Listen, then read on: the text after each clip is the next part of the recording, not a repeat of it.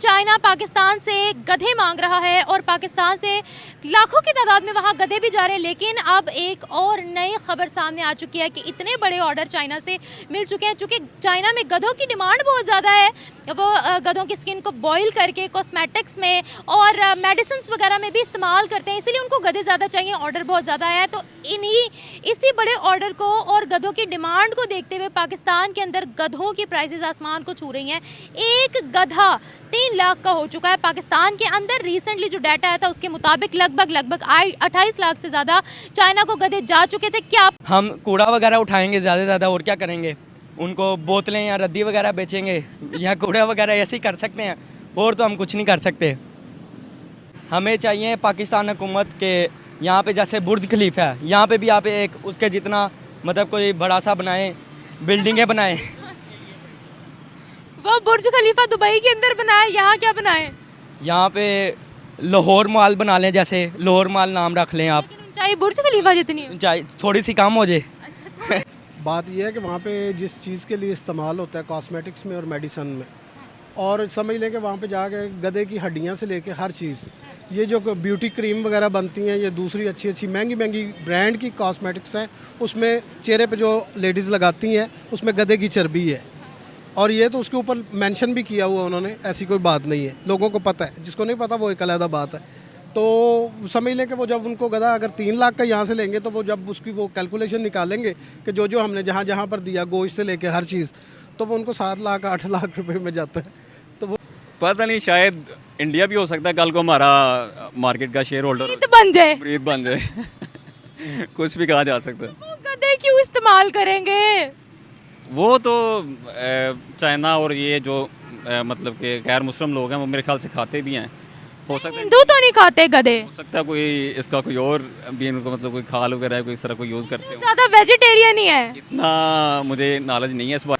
फिर सालों का मेरा तो यही मशवरा है, यही बिजनेस करना चाहिए। कौन सा? गधे बेचने का? गधे बेचने का। तो फिर आप भी कर लेंगे? हाँ जी, मैं भी कर लूँगा। यास्मीन राशिद साहब जो है वो वहाँ, उनकी बुक जो है वो दिल्ली यूनिवर्सिटी जो है वहाँ की, वहाँ पे गायनाकोलॉजिस्ट पढ़ा रहे हैं और उनको वो डॉक्टर बनती हैं यहाँ की पढ़ के। डॉक्टर यास्मीन राशिद जो है उनकी बुक वहाँ के निसाब में शामिल है। वो क्या शामिल है? निसाब में शामिल है, उनके सिलेबस में शामिल है। हमारी बुक? हाँ जी। MBBS करने के अलावा जो गायनाकोलॉजिस्ट बनती है लेडी डॉक्टर, वो उनको हमारी बुक पढ़ा रहे हैं इंडिया में। जी। कहना ये चाह रहा हूँ, जैसे किसी भी मुल्क ने ऐसी बिल्डिंग ना बनाई हो जो पाकिस्तान में बने, फिर मज़ा आएगा। करप्शन ये इतनी कर रहे हैं, करप्शन कर करके इन्होंने मुल्क खाली कर दिया। या वैसे मतलब कि जैसे अब किसी ने 200 गधे मंगाए हैं, आप एक 3 लाख का बेच रहे हैं, उसे 5 लाख का कर दें, 6 लाख का, फिर क्या कोई नहीं फ़ायदा। फिर हम ही मतलब बेइज्जती हो रहे हैं ना, गधे बेच रहे हैं ना, वहाँ के वहीं खड़े हुए हैं। हाँ जी। तो अभी तो चाइना को देख लें आप, पहाड़ के पहाड़ हमने उनसे वादा करके उनको दे दिए हैं, तो गधे तो फिर मतलब कि एक छोटी बात है। सारी बात है, उनको कुछ नज़र आ रहा है, कुछ देख रहे हैं उसमें से, तो वो मतलब कर रहे हैं हमारे साथ। कोई ऐसी बात नहीं, जब भेड़ें इम्पोर्ट होके आ सकती हैं यहाँ पे, तो यहाँ से गधे क्यों नहीं जा सकते? बात ये है ना कि उनकी और भी चीजें जो है वो एक्सपोर्ट करते हैं, लेकिन हम सिर्फ एक गधे एक्सपोर्ट कर रहे हैं। पिछले 15 साल से मटन जो है उसका रेट ऊपर चला गया। क्यों? बकरे एक्सपोर्ट हो रहे हैं, गाय का रेट क्यों ऊपर है? जो एक नंबर पे फल फ्रूट है वो यहाँ पाकिस्तान में, मैं आपको आम की 70 किस्में गिना देता हूँ। UAE ने हमारा मीट बैन कर दिया। जर्मनी का जो नोट है वो पाकिस्तानी बंदे ने डिज़ाइन किया हुआ है, और वो वहाँ पर बहुत अच्छे ओहदे से बड़ी अच्छी तनख्वाह ले रहा है।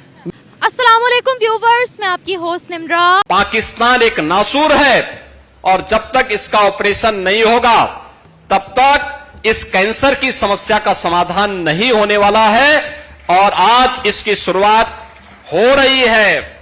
आज आप देख रहे होंगे पाक अधिकृत कश्मीर में पाकिस्तान से अलग होकर के भारत में शामिल होने की मांग शुरू हो गई है।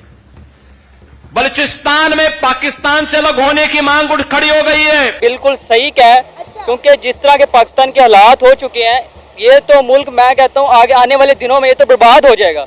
अगर इनके हाथों आ जाता है ये फिर भी सही कर देंगे, वरना ये अमेरिका भी इसको ले जाएगी, या चाइना है पीछे, ये भी इसको कब्जा कर लेगी। अगर हम इंटीरियर हालात देख लें तो सबसे जो हमारा मेजर मुद्दा है कि हम लोग वहाँ के लोगों को कोई फैसिलिटेट नहीं कर रहे हैं। हम वहाँ से गैस सब कुछ निकाल रहे हैं, लेकिन वहाँ के लोगों को किडनैप भी कर रहे हैं, और वहाँ के लोगों को मार भी रहे हैं। आपने कभी सुना है कि पंजाब में कोई ऑपरेशन हुआ है या सिंध में कोई ऑपरेशन हुआ है? जब भी अटैक होता है बलूचिस्तान में होता है या KPK में होता है, उन लोगों की सरहदें चाइना के साथ भी मिलती हैं, वहाँ क्यों नहीं अटैक करते? हमें शुरू से ये रटाया गया था कि बलूचिस्तान एक दहशतगर्द सूबा है, बलूचिस्तान के लोग ऐसे हैं वैसे हैं।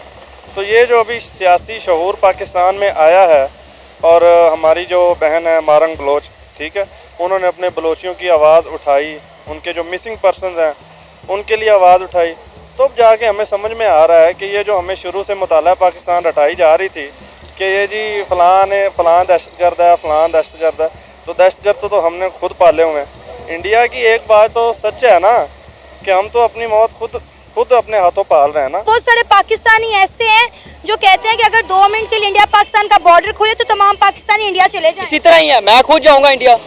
इतने अच्छी उनको लाइफ दे रहे हैं, हर बंदा वहाँ पे खुश है, वहाँ पे मुस्लिम हो और कोई सिटीजन हो, हर खुश है वहाँ पे।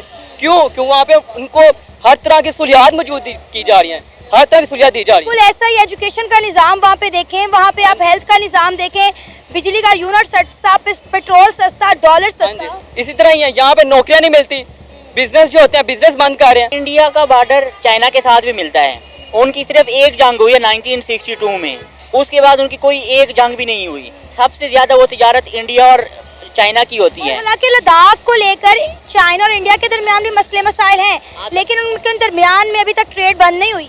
आधा लद्दाख चाइना ले चुका है, लेकिन इंडियन फिर भी उस चीज़ को उसकी तरफ नहीं जा रहे, क्योंकि उन्हें पता है अगर हमने इस तरफ वार छेड़ दी तो हमारा ही। पाकिस्तान के प्राइम मिनिस्टर शहबाज शरीफ साहब IMF से $7 बिलियन का बेल आउट पैकेज लेने के लिए भागदौड़ करते नजर आ रहे हैं। अभी खबर ये है कि वो US के विजिट पे रवाना हो चुके हैं ताकि वहां पे जाके मीटिंग्स की जा सके, रिक्वेस्ट की जा सके कि हमें $7 बिलियन दें ताकि हम पाकिस्तान को चला सकें।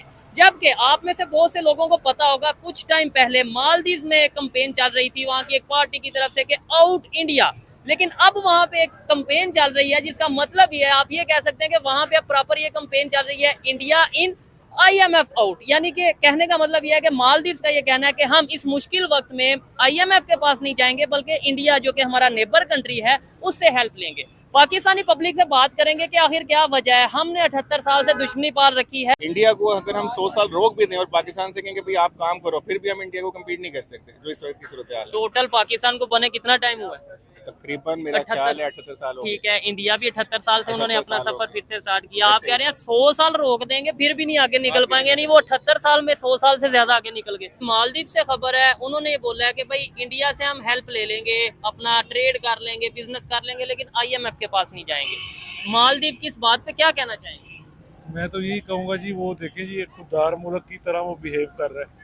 हम लोग जो है ना वो बस मांगने तांगने पे लगे हुए हैं, और हमारा पर्पज यही है कि जी वक्त डंग टपाओ नहीं जिसे कहते। तो ये कितनी देर होगा, ऐसे कितनी देर चलेगा? यार मुझे नहीं लग रहा कि ये अब मजीद चल पाएगा। आप मेरे पास आते हैं जी ट्रेड करें, मैं क्यों करूंगा? आपके पास कुछ है ही नहीं, मैं तो आपके साथ कारोबार करके अपना नुकसान करूंगा।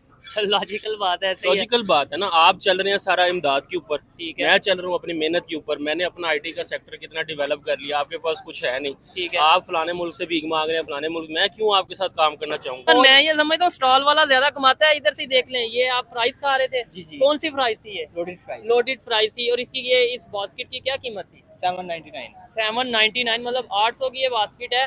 देखने वाले बताइएगा कि इतनी क्वांटिटी में जो फ्राइज आपके वहाँ से कितने में मिलती है? गैरत है बड़ी चीज जहाँ ने तगो दो में, ठीक है, कि जब हम वो ही बेगैरत जाएंगे तो फिर क्या होगा? हम सोचेंगे ही ऐसा कि नहीं सर, सारे पाकिस्तानी तो ऐसे नहीं है। वहाँ मोदी की हुकूमत है, मतलब एक साइड पे अगर वो मतलब बेहतर तरीके से काम कर भी रहे हैं, लेकिन दूसरे एंड पे उनकी मेन दुश्मनी पे या मेन टारगेट पे कौन है? पाकिस्तान है। मैं इधर से थोड़ा सा डिसएग्री करूंगा, लेकिन आपकी अपनी ओपिनियन है, देखने वाला थोड़ा बताइएगा। अगर वो भी यही सोच रखे हैं कि पाकिस्तान से दुश्मनी है या हमारा मेन टारगेट पाकिस्तान है, आपने अभी कहा कि वो 100 साल आगे हैं। 100 साल आगे एक बंदा हो, वो 100 साल पीछे वाले इंसान से अपना मुकाबला कोई दुश्मनी करना चाहेगा? ये लॉजिक समझ नहीं आया। हमारा खून का कतरा भी खत्म हो जाएगा, लेकिन उनकी प्यास हर चीज पे टैक्स है, हर चीज पे टैक्स है जी। अब तो सांस लेने पे भी टैक्स है। मेरा तो वो एक छोटा भाई है, वो शादी नहीं करवा रहा, कह रहा है कि हो सकता है उस रात पे भी टैक्स लगे। सर वो यही सोच रहे होंगे इस मुल्क को फिलहाल किसी दुश्मन की जरूरत नहीं है, ये लॉजिकल बात है। मतलब जो आपने बोला था ना पहले कि भाई इंडिया ये कर रहा है, मैं ये कहना चाह रहा हूँ इंडिया को क्या जरूरत है ये करने की। हम अपने साथ खुद नहीं सिंसियर। लेकिन ना ये पाकिस्तानी बच्चे हैं, नो डाउट हर दुनिया के हर कंट्रीज में भीख मांगते होंगे या इस तरह मेहनत करते होंगे जैसे ये मेहनत कर रहे हैं, लेकिन ये इसकी उम्र ये है मेहनत करने की है, ये काम करने की है, पढ़ने की है। कल मैं एक जगह में पढ़ रहा था कि पाकिस्तान के कोई 24-25 शायद मैं गलत भी हो सकता हूँ कि जिन आपके आर्मी चीफ थे, एक आर्मी चीफ पाकिस्तान में रह रहा है, बाकी सारे अपनी फैमिलीज के साथ बाहर हैं। ठीक है। मतलब इतनी मुहिब्बे वतनी है हमारे यहाँ पे कि भाई आप उस